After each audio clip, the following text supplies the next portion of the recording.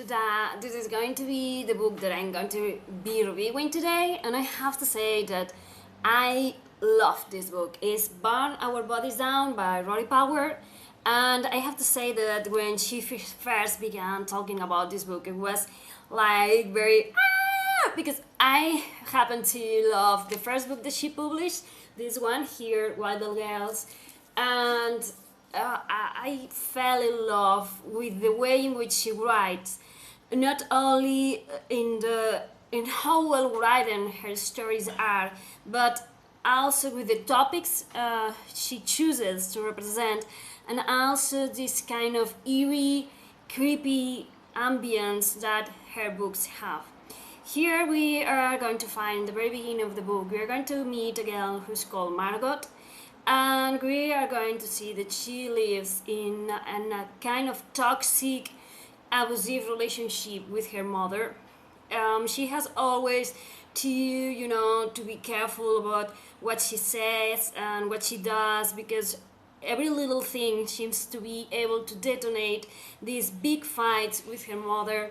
And her mother is pictured like that kind of person that always prioritizes herself above anything else. If her daughter is trying to say, hey, I feel this way, she is always like, yeah, but how about how I feel?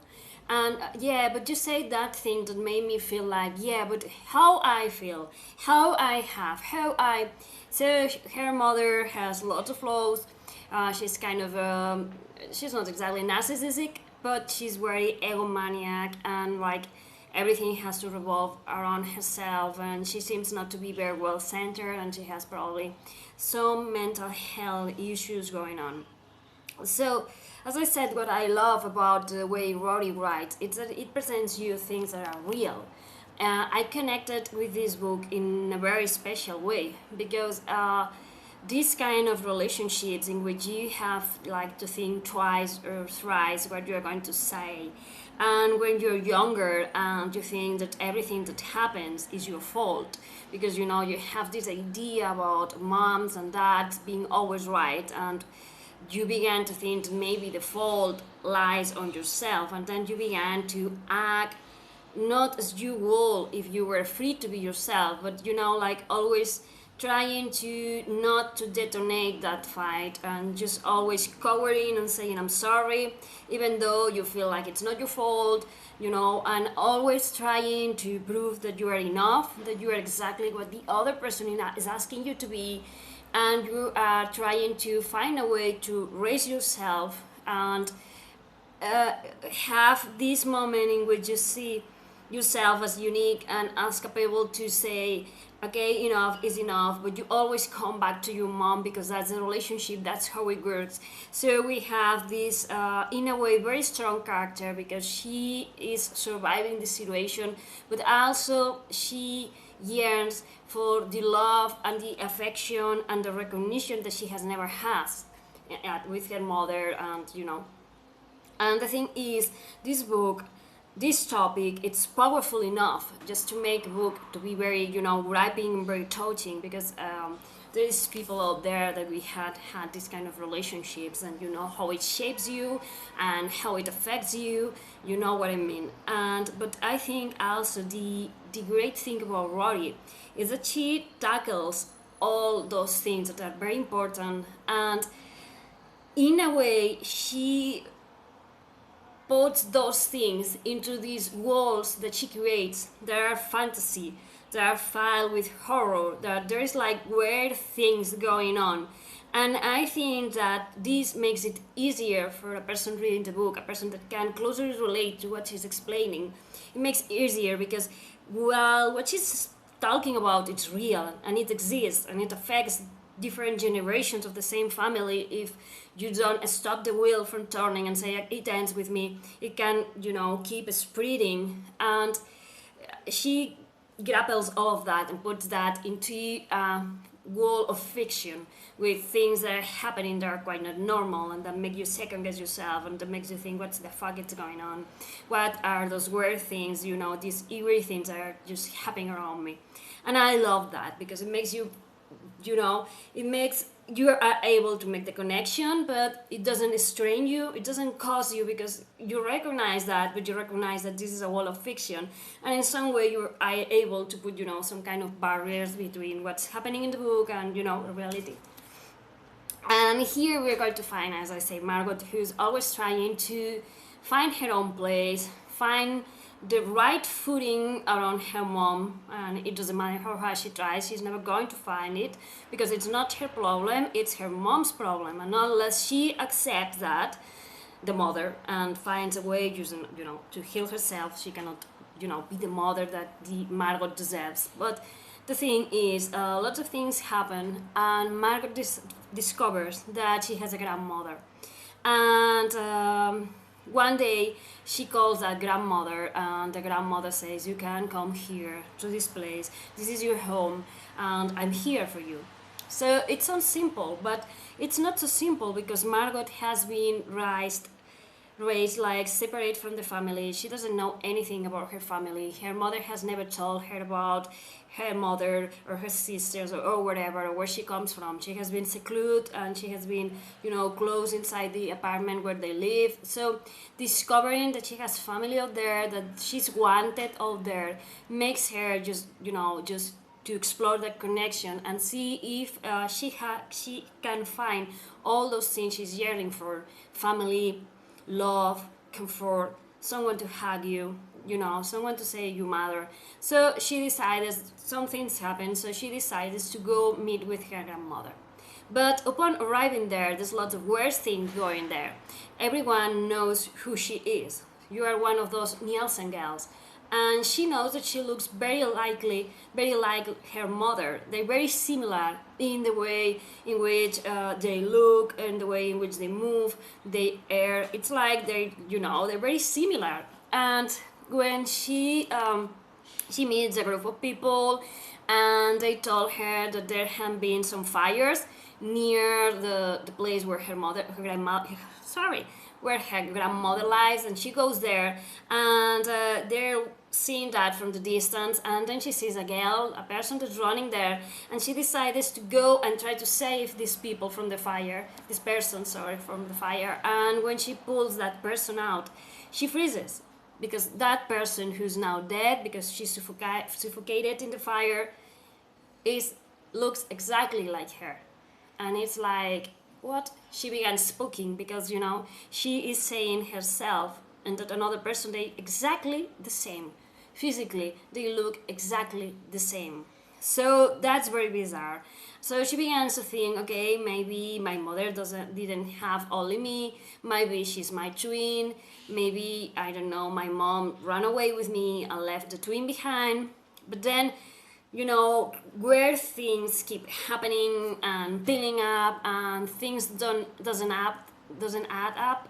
So yeah, we're thrown into this weird world in which, there's this family where everyone looks the same. One of them is dead, and the grandmother doesn't recognize that. She says that there was no other girl there, and Margot is decided to try and find the truth about what's happening in the farm where her grandmother lives. And I'm not going to say much more, because that sounded very complicated, but when you're reading, it's, the book explains it better than I do. But what I want to say is that Margot is going to be juggling this idea of having find a place where she can belong, against this idea of there is something that they are not telling me, that affect me, and that affect that girl that died, who looks like me and has my face. And she begins to discover things. And at the beginning, she's like, as I say, juggling these two paths, these two halves of herself. The one that wants to belong somewhere with someone, that wants to feel needed, seen, loved.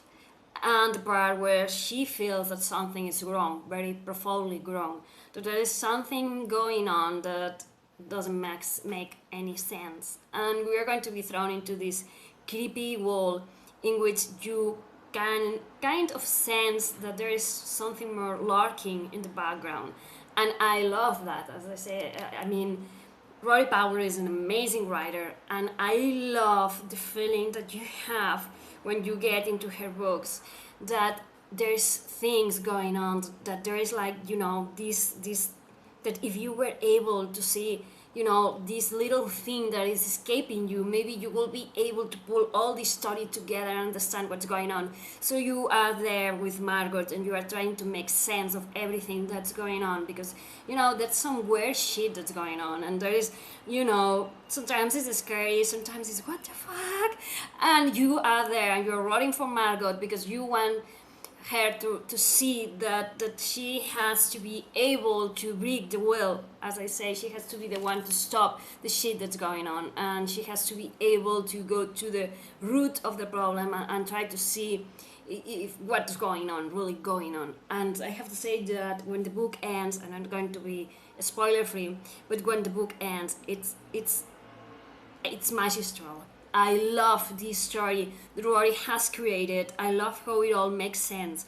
I love how you have all those hints and all those things, you know, put in here and in there, so you, when things began to make sense, you can look back and think, okay, that was what was happening here. And that's amazing. I mean, yeah, I have to say, yeah. I mean, I love how she writes, and I love this, as I said, this creepy way she has of presenting things. And also I love this idea of having this character who has come from an abusive relationship in a place where she has to be strong, and she manages to be strong, but there's this part of herself that says, okay, I can be strong, I am strong, but maybe I should be able to have like a normal life. I shouldn't have to prove myself that I'm that strong. Maybe someone should have been able, you know, to hold me, to be strong for me, to provide me with what a child needs, you know, attention and love and nurturing.